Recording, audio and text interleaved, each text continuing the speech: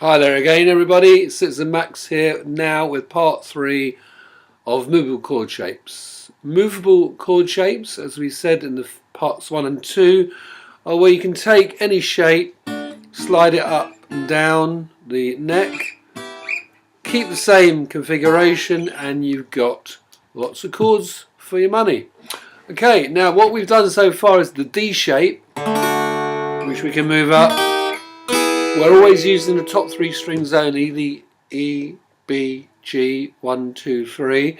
That's your D shape. If you remember in part 2, we did the A shape, which is this. Now to combine them. So if you say you do a D shape here, this is my first and second finger on the 5th fret. Sorry about that wobble. I kicked the stool on which the laptop is sitting. Well, that's a D shape with the first and second finger, as I say, on the 5th fret. Now it's actually the 6th fret. The note on the 6th fret is actually the note which tells you what chord you're playing. It's called the root of the chord.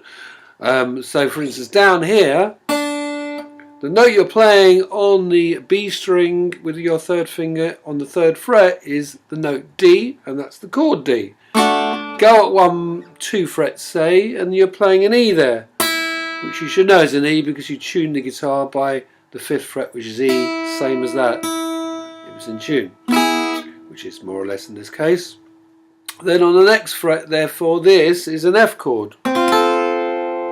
Now, here's the bit where we combine it with the other shape I've shown you. If you go like this, and then where your 1st and 2nd finger are, which is the 5th fret, put your 3rd and 4th finger on the G and B strings.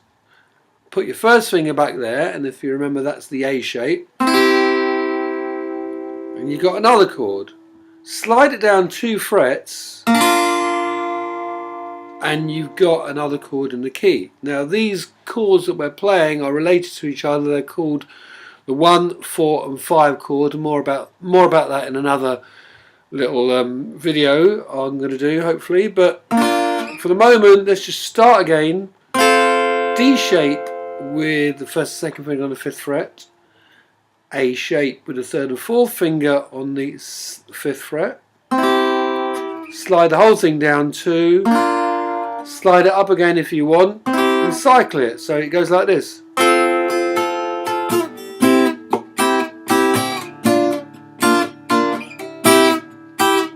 Or start it anywhere else. Exactly the same pattern. Say you start it here, I don't know, 10th fret. Doesn't even matter what the chord is. Just do the same thing. Your 1st and 2nd finger are on that fret there.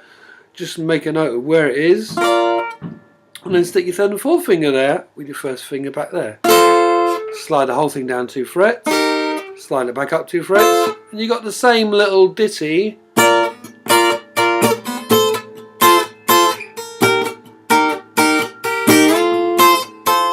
Yeah, if you want to pick it.